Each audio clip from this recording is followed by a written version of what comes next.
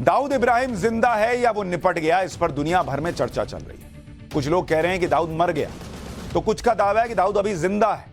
लेकिन मौत की खबरों के बीच दाऊद इब्राहिम का एक फोन कॉल बहुत वायरल हो रहा है, जिसमें दाऊद किसी चाची से बात कर रहा है। इस वायरल फोन कॉल की सच्चाई आपको बताऊंगा। आज आपको वो किस्सा भी बताएंगे जब अंडरवर्ल्ड डॉन दाऊद भारत में सरेंडर करने वाला था और तब क्या हुआ था। खुद दाऊद आना चाहता था भारत, लेकिन दाऊद इब्राहिम को लेकर जो अपडेट है वो यही है कि उसकी मौत या जिंदा होने की खबर पूरी तरह से अभी तक कंफर्म नहीं हो पा रही। अंडरवर्ल्ड के लोग दाऊद से जुड़ी इस खबर पर अपने अपने दावे कर रहे हैं। जैसे दाऊद का राइट हैंड माना जाने वाला छोटा शकील ऐसा दावा कर रहा है कि सूत्रों के मुताबिक कि उसका दावा है कि दाऊद 100% फिट है। यह छोटा शकील दावा कर रहा है और दाऊद की तबीयत पूरी तरह ठीक है, यह भी छोटा शकील दावा कर रहा है। छोटा शकील ने आगे कहा कि वो भी इस न्यूज को देखकर पूरी तरह शॉक्ड रह गया था कि दाऊद जो है वो उसको जहर दे दिया गया। बाद में पता चला कि भाई यानी दाऊद को कुछ नहीं हुआ है। दाऊद को लेकर लग रही अटकलें कोरी अफवाह है। किसी शरारती तत्व ने दाऊद को लेकर यह अफवाह फैलाई। सोचिए, एक डॉन की मौत की खबर पर दूसरा डॉन अपनी राय दे रहा है और कह रहा है कि दाऊद पूरी तरह से फिट है। अब यह सच है या नहीं और वो फोन कॉल क्या है, वो क्या कहता है, वो भी आगे आपको बताऊंगा। भारत के मोस्ट वांटेड दाऊद की मौत की अटकलों के बीच उसका एक फोन कॉल वायरल हो रहा है। इस फोन कॉल में दाऊद मुंबई के नागपाड़ा में अपने चाचा चाची से बात करता हुआ सुनाई दे रहा है। हालांकि इस फोन कॉल की शुरुआत में दाऊद के चाचा चाची ने उसे पहचानने से इनकार किया, लेकिन फिर दाऊद ने ऐसा कुछ कहा कि चाची उसे तुरंत पहचान गई। एक बार यह फोन कॉल सुनिए, दाऊद को सुनिए, फिर आपको बताऊंगा कि इस फोन कॉल का पूरा सच क्या है, यह रहस्यमयी कॉल क्या बता रही है।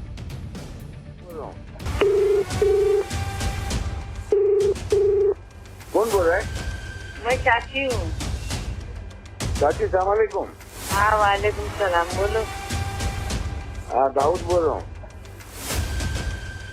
हाँ बोलिए। कैसी तबीयत है? हाँ अल्लाह का शुक्र है, अल्हम्दुलिल्लाह। मेरे बेटे की आवाज नहीं लग रही है। हाँ चाची। हाँ चाची, हाँ बेटा, हाँ मेरा बच्चा, हाँ मेरा कलेजा। कैसे अच्छे? कैसी? ठीक है, अल्लाह का शुक्र है। चाची आप लोग कैसे सब लोग? सब माशाल्लाह अच्छे, सब अल्लाह का चलो शुक्र है। चलो चाचा से बात करो। सलाम वालेकुम। वालेकुम सलाम। चाचा कैसी तबीयत है?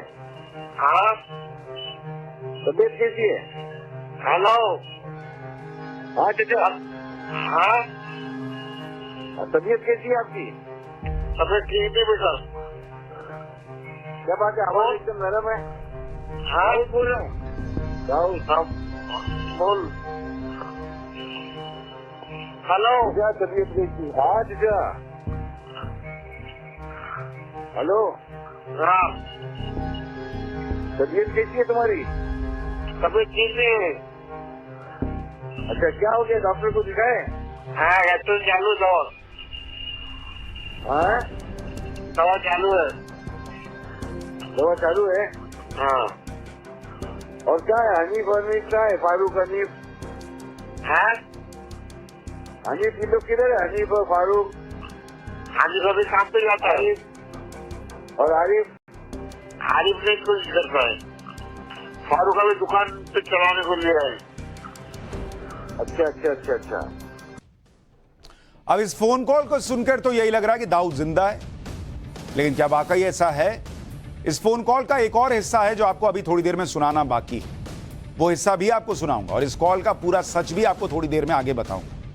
लेकिन उससे पहले देखिए कि कैसे जब से पाकिस्तान को गोद में पल रहे दाऊद को जहर देने की खबर वायरल हो रही है, दबी जुबान में पाकिस्तान में लोग भारत की खुफिया एजेंसीज पर उसे मारने की साजिश रचने का आरोप लगा रहे हैं। क्योंकि इससे पहले भी भारत की खुफिया एजेंसियां कई बार दाऊद को पाकिस्तान में जाकर मारने का प्लान बना चुकी। ऐसे ही एक ऑपरेशन के बारे में आपको बताता हूं जिसे आखिरी मिनट में आई एक मिस्टीरियस कॉल की वजह से रद्द करना पड़ा, और यह बात साल 2013 की है। भारतीय खुफिया एजेंसी रॉ के 9 एजेंट्स को दाऊद को ठिकाने लगाने वाले इस ऑपरेशन के लिए चुना गया था। इन एजेंट्स को सुपर बॉयज कोड नेम दिया गया था। इस ऑपरेशन में शामिल एजेंट्स को सूडान, बांग्लादेश और नेपाल के पासपोर्ट दिए गए थे कहा जाता है, और इजराइल की खुफिया एजेंसी मोसाद भी इस ऑपरेशन में रॉ की मदद कर रही थी। ऑपरेशन के तहत 13 सितंबर 2013 को दाऊद को मार गिराने का प्लान तैयार किया। उस वक्त दाऊद कराची में क्लिफ्टन रोड वाले बंगले में रहता था और हर रोज अपने बंगले से डिफेंस हाउसिंग सोसाइटी जाता था। दाऊद की मूवमेंट पर यह पुख्ता जानकारी जुटाने के बाद सुपर बॉयज ने उसे मारने के लिए रास्ते में पड़ने वाली एक दरगाह को चुना।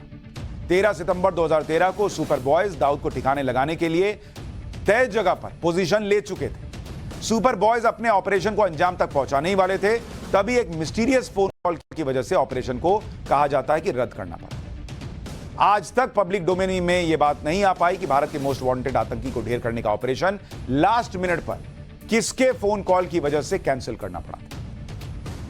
यह हाल तब है जब 1993 के मुंबई ब्लास्ट के बाद से दाऊद भारत की मोस्ट वांटेड लिस्ट में शामिल है। उसे कई बार भारत लाने की भी कोशिश हुई, लेकिन हर बार दाऊद बच निकला।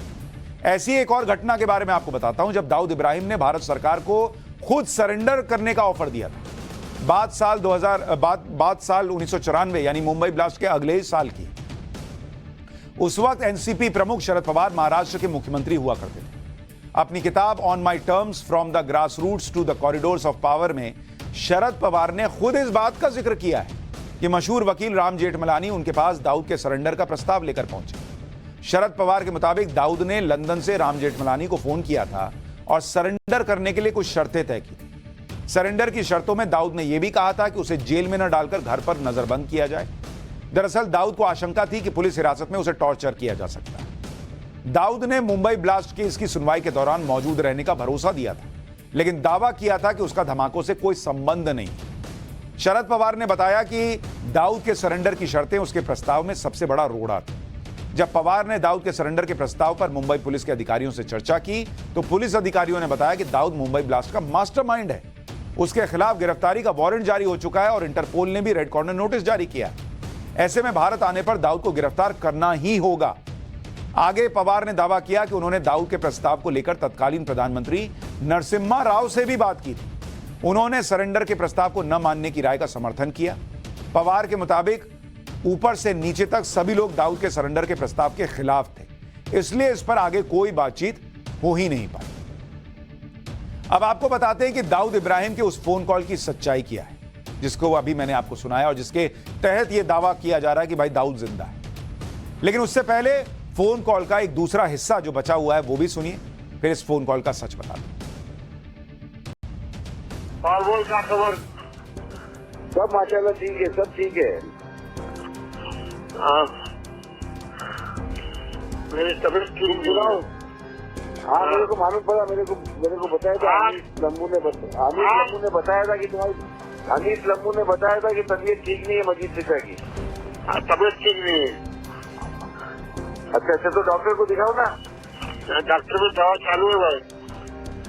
तुम चक्की को दो।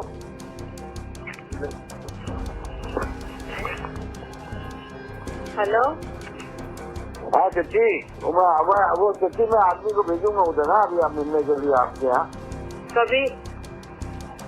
हाँ, कल भेजता हूँ कल। अच्छा बेटा। अच्छा, अभी किधर रहते हैं? उधर शालीमार में। दाऊद इब्राहिम के इस फोन कॉल के बारे में दावा किया जा रहा है कि इसे खुद डी कंपनी ने वायरल किया। डी कंपनी यानी दाऊद इब्राहिम का गैंग, और इस वायरल फोन कॉल के जरिए यह दावा किया जा रहा है कि दाऊद पूरी तरह से ठीक है और पाकिस्तान में सुरक्षित है। वहीं यह भी दावा किया जा रहा है कि दाऊद का यह फोन कॉल फेक है, पुराना है और इसका इस्तेमाल करके दाऊद के गुर्गों में जो भगदड़ मच रही है उसे रोकने की कोशिश की जा रही है। और जिस तरह से जिन चाचा चाची को फोन किया गया है वो लोग दाऊद की आवाज शुरू में नहीं पहचान पा रहे हैं, उससे भी ये लग रहा है कि हो सकता है कोई दाऊद की फेक आवाज निकालकर इनसे बात कर रहा है और फिर उस ऑडियो को, पुराने ऑडियो को ऐसा लग रहा है कि वायरल कर दिया गया, जिससे ये बात फैल जाए कि दाऊद तो अभी जिंदा है। हालांकि दाऊद इब्राहिम को कई बार गिरफ्तार कर भारत लाने की कोशिशें हुई, लेकिन हर बार किसी न किसी वजह से दाऊद बच गया। अब आपको उस घटना के बारे में भी बताता हूं जब दक्षिण अफ्रीका की खुफिया एजेंसी ने दाऊद को पकड़ने में भारत को मदद का ऑफर दिया था। कैबिनेट सचिवालय में स्पेशल सचिव रह चुके पूर्व ब्यूरोक्रेट वप्पाला बालाचंद्रन ने बताया कि साल 1994 में वो दक्षिण अफ्रीका की खुफिया एजेंसियों के साथ बैठक के लिए प्रिटोरिया गए। इस दौरान उनकी दक्षिण अफ्रीका की खुफिया एजेंसी के अधिकारियों के साथ अफ्रीका में दाऊद के ड्रग्स स्मगलिंग रैकेट पर चर्चा हुई, क्योंकि ड्रग्स का काम करता था। दक्षिण अफ्रीका खुफिया अधिकारियों ने बताया कि यूरोप और अमेरिका जाने के लिए दाऊद अफ्रीका की जमीन का इस्तेमाल करता है। इसके साथ ही बालाचंद्रन को दाऊद को 18 अलग अलग नामों और अलग अलग देशों की नागरिकता से बने पासपोर्ट की एक लिस्ट दिखाई गई। ये भाई ने दाऊद ने 18 नाम से पासपोर्ट वगैरह बना रखे थे। इतना ही नहीं, दक्षिण अफ्रीका की खुफिया एजेंसी ने सटीक जानकारी मुहैया कराने पर दाऊद को पकड़ने में पूरी मदद का भरोसा दिया 1994 में। आगे बालाचंद्रन बताते हैं कि उन्होंने दक्षिण अफ्रीका की खुफिया एजेंसी के इस प्रस्ताव के बारे में तब के प्राइम मिनिस्टर नरसिम्हा राव को बताया, मतलब उनकी सरकार में बताया। लेकिन दूसरी फाइलों की तरह यह प्रस्ताव भी ठंडे बस्ते में डाल दिया गया। इससे साफ है कि दाऊद को धर दबोचने के भारत को कई मौके मिले, लेकिन हर बार दाऊद बचकर निकल गया।